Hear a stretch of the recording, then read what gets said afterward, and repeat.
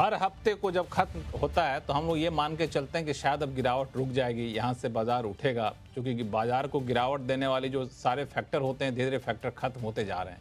लेकिन बाजार है कि पता नहीं किस फैक्टर पे गिरता जा रहा है। अब देखिए ना, पिछले 6 हफ्ते से लगातार ऐसा हुआ है कि हफ्ता बंद होते होते बाजार लाल निशान में गया हुआ है। और कोविड के बाद से देखें तो पहली बार ऐसा हुआ कि 6 हफ्ते का दौरा हम लोगों ने देखा है। तो लोग कई पैमानों पर इसकी तुलना कोविड से करने लग गए हैं और लगता है कि पता नहीं कहाँ जाके बाजार रुकेगा। शुरू में कहा गया कि अर्निंग सीजन खराब है, उसका असर दिख रहा है। फिर कहा गया कि डोनाल्ड ट्रंप क्या करेंगे वो पता नहीं है। डोनाल्ड ट्रंप को जो करना था कर दिया, टैरिफ लगा दिया, टैरिफ पे पेनल्टी लगा दी। अब बाजार को किस बात का डर सता रहा है, या फिर अभी ट्रंप के टेंट्रम का उनके ऊपर कहर जारी है। ऐसे में आम निवेशक क्या करे? अब एफआई तो बेच के निकल रहे हैं, जहां प्रोमोटरों को मिल रहा है वो भी बेच के निकल रहे हैं। तो जो घरेलू निवेशक हैं वो कुछ हद तक कंधा संभाले हुए, लेकिन कब तक संभालेंगे? ऐसे कई सारे सवाल बाजार में उठ रहे हैं। तो आज आवाज अड्डा में इसी पर करेंगे चर्चा। और हमारे साथ विशेष मेहमान जुड़ रहे हैं। इसमें टाटा म्यूचुअल फंड के सीईओ मिहिर वोरा साहब हैं, रॉकस्टार कैपिटल के मैनेजिंग पार्टनर अभिषेक अग्रवाल साहब हैं, कैपग्रो कैपिटल एडवाइजर्स के फाउंडर्स अरुण मल्होत्रा जी हैं, और मार्केट एक्सपर्ट अनिल जी हैं हमारे साथ। आप सही मेहमानों का बहुत बहुत स्वागत है हमारे शो में। शुरुआत में मिहिर वोरा साहब आपसे ही करूंगा। मिहिर वोरा साहब, अब तक ऐसा लग रहा था कि अर्निंग सीजन की शुरुआत अच्छी नहीं हुई, तो लोग थोड़ा सा उसका असर दिखा, बाजार डगमगाता रहा।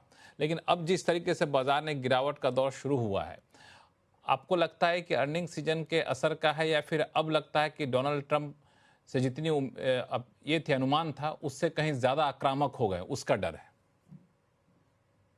बिल्कुल, देखिए अर्निंग्स सीज़न तो मैं कहूँगा मिली-जुली आउटकम थी। थोड़े अपग्रेड्स भी थे, थोड़े डाउनग्रेड्स भी थे। मैंने अपग्रेड डाउन मैंने रिज़ल्ट आधे रिज़ल्ट मैं कहूँगा बेटर थे एक्सपेक्टेशन से, या तो इक्वल थे एक्सपेक्टेशन से, आधे रिज़ल्ट्स एक्सपेक्टेशन से बिलो से। तो मैं बहुत कोई तेज़ी-मंदी का कारण अर्निंग्स सीज़न पे नहीं रखूँगा, क्योंकि उम्मीद तो यही है कि सेकंड हाल्फ में जो है वो हमारी डोमेस्टिक इकोनॉमी में डिमांड रिवाइव होगी, रिकवरी होगी। तो अर्निंग सीजन की वजह से मैं नहीं कहूँगा बाजार नीचे जा रहा है। मैं ज़्यादा ग्लोबल फैक्टर्स खास करके जो ट्रम्प के टैरिफ्स की वजह से जो अनिश्चितता बढ़ती जा रही है, उसकी वजह से बाजार में अनिश्चितता बढ़ती जा रही है, और वो मैं कहूँगा कि एक ज़्यादा बड़ा फैक्टर है बाजार के लिए। देखिए, बाजार को आउटकम निश्चित चाहिए होता है, इस पार या उस पार। बट जिस तरह से अप्रैल से ये प्लस माइनस चल रहा है, ट्रम्प का नेगोशिएशन, न्यूज़ आई थी कि बहुत करीब है डील के डील होने में। फिर सडनली 25% का जो 25% का टैरिफ लगाया, फिर 3 दिन पहले एक और 25% की पीनल प्रोविज़न लगाई। तो ये जो इक्वेशन है वो अभी तक लग रहा है कि ठीक से सेट नहीं हुई है नेगोशिएशन की, और उसकी वजह से जो इकोनॉमिक इम्पैक्ट आ सकती है वो काफ़ी सिग्निफिकेंट हो सकती है। 50% टैरिफ 50% फीसदी जो है टैरिफ पे, तो ऐसा कह सकते हैं कि जो आइटम्स जो 50% पे हैं, वो बिल्कुल अनकॉम्पिटिटिव हो जाएगी, उसका एक्सपोर्ट हो ही नहीं सकता। तो सिचुएशन यही है कि इकोनॉमिक इम्पैक्ट तो होगा। ऑफ कोर्स हम इतना ज़्यादा डिपेंडेंट नहीं है एक्सपोर्ट्स पे, लेकिन ऑलरेडी हमारी जो इकोनॉमिक रिकवरी है वो टेंटेटिव है, एक नाजुक स्थिति में है। ऐसा नहीं है कि हम क्लियरली 7% की जीडीपी ग्रोथ देख रहे थे। 6.5 लग रहा था, लेकिन ऐसा हुआ तो हमें लगता है कि 6% जीडीपी ग्रोथ नीचे हो, आई मीन आधा परसेंट कम हो सकती है, और उसकी वजह से एक स्लो डाउन का माहौल पैदा हो सकता है। तो ये अनिश्चितता जो है, वो मुझे लगता है ज़्यादा बड़ा कारण है।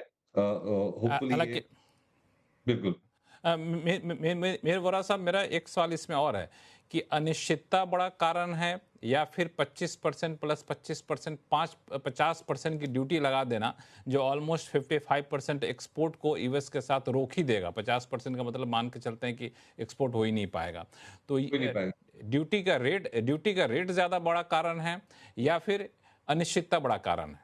आप लोग किससे डरे हुए हैं? देखिए, अनिश्चितता ये है कि अभी भी मार्केट को ये नहीं लग रहा है कि 50% होगा। क्योंकि इसका मतलब तो ये है कि हम यूएस से ट्रेड का नाता तोड़ रहे हैं। क्योंकि 50% पे तो हम बिल्कुल। आइटम कुछ एक्सपोर्ट कर ही नहीं सकते। Of course hmm. फार्मास्यूटिकल्स है, ऑटोमोबाइल्स है, ऑटो सम कंपोनेंट्स हैं, सेमीकंडक्टर है, सॉफ्टवेयर है, वो सब इसके दायरे के बाहर है। लेकिन फिर भी हम्म। जो आइटम्स हैं, जेम्स एंड ज्वेलरी, टेक्सटाइल्स, वो काफ़ी लेबर इंटेंसिव आइटम्स हैं। और उसपे भले हम कहें कि जीडीपी पे बहुत ज़्यादा इम्पैक्ट नहीं आएगा, लेकिन रोज़गारी पे एम्प्लॉयमेंट पे एक बहुत ज़्यादा इम्पैक्ट आ सकता है इंडिया में बिकॉज़ ये लेबर इंटेंसिव आइटम्स है। तो पॉलिटिकली सेंसिटिव आइटम्स है, तो उसकी वजह से जो है एक नेगेटिव रिएक्शन हो रहा है बाज़ार में। बिल्कुल यही सवाल मैं पूछना ही चाह रहा था कि अभिषेक अग्रवाल साहब, कि मान लिया जाए कि यूएस के साथ हमारा एक्सपोर्ट नहीं हुआ, 6 महीने नहीं हुआ, साल भर नहीं हुआ, तो हमारा 55% एक्सपोर्ट इससे प्रभावित हो रहा है। और दूसरी चीज़ कि अगर जीडीपी के हिसाब से देखें तो अलग-अलग जो आंकड़े आए एजेंसी का, कोई 0.1% कह रहा है, कोई 0.5% कह रहा है, तो ऐसा भी नहीं कि बहुत बड़ा असर पड़ जाएगा और बिल्कुल त्राहिमाम मच जाएगा। जिस तरह का त्राहिमाम बाज़ार को देख के लग रहा है। बाज़ार कुछ और तो नहीं सोच रहा है कि ड्यूटी तो महज एक पहला चरण है, हो सकता है कि आगे और एस्केलेट हो, ऐसा तो कुछ डर नहीं है बाज़ार को? लक्ष्मण जी, पिछले बार भी मैंने हाइलाइट किया था कि मार्केट में सबसे ज़्यादा कंसर्न जब कोई चीज़ की होती है, तो वो अनसर्टेनिटी की ही होती है। और अनसर्टेनिटी का मतलब ये होता है कि अब आपके सामने कोई ऐसा प्रॉपर ट्रेंड नहीं है, जिसको आप बैक करते हुए मार्केट में बने रहें। क्योंकि लार्जली हम बात करते हैं कि भाई फंडामेंटल्स ऑफ द इकोनॉमी कैसी है या ग्लोबल लेवल का सिनेरियो क्या है। अभी जो सिनेरियो बना हुआ है और जो काफ़ी समय से चल ही रहा है जब से प्रेसिडेंट ट्रम्प प्रेसिडेंट बने हैं, वो यही रहा है कि ये जो sudden change, erratic change, erratic announcement जो आता है, वो बहुत बड़ा कंसर्निंग हो जाता है। एंड उससे क्या है, डायरेक्ट इकोनॉमिक्स पे, जो कंट्री की इकोनॉमिक्स है, उस पे इसका डायरेक्ट इम्पैक्ट आता है। और वो इम्पैक्ट कोई छोटा-मोटा इम्पैक्ट नहीं, काफ़ी सिग्निफिकेंट और बहुत ही जल्दी वाला इम्पैक्ट है। जैसे कि हम बात अभी कर रहे थे कि 25% टैरिफ का तो ऑलरेडी भी शुरू कर दिया है, और नेक्स्ट 25% जो हम ऐड ऑन की बात कर रहे हैं, जो पेनल्टी कह लें या जो भी आप अनाउंसमेंट कह लें, वो आज से 1 महीने बाद लगना है, जिससे जो है हमारा ये 50% वाला जो सिनेरियो है वो खड़ा होता है। मुझे ऐसा लग रहा है कि ये ऐसा होना थोड़ा मुझे डिफिकल्ट लग रहा है होता हुआ। मुझे लग रहा है कि कहीं न कहीं ये ट्रेड टैक्टिक्स है, जो ट्रम्प अक्रॉस द वर्ल्ड जितने भी नेशंस हैं उनके साथ नेगोशिएट करने में यूज़ कर रहे हैं। यूएस की एक डेलीगेशन अगले 2 वीक में इंडिया में आने वाली है, just before this effective date of 25% लगने से पहले। जहाँ पे जो ऑनगोइंग ट्रेड नेगोशिएशन चल रहे हैं, वहाँ पे मुझे लग रहा है कि की आइटम्स पे वो क्लोजर लेके आएँगे, और कहीं न कहीं दोनों तरफ से हमें लग रहा है कि एक लेवल पे समझौता होना चाहिए। एंड फिर हम इसके ऊपर एक नया कोई देखेंगे कि क्या दिख रहा है। ऐसा मुझे लगता है कि लॉजिकली ऐसा होना चाहिए। And it is a benefit of both the countries.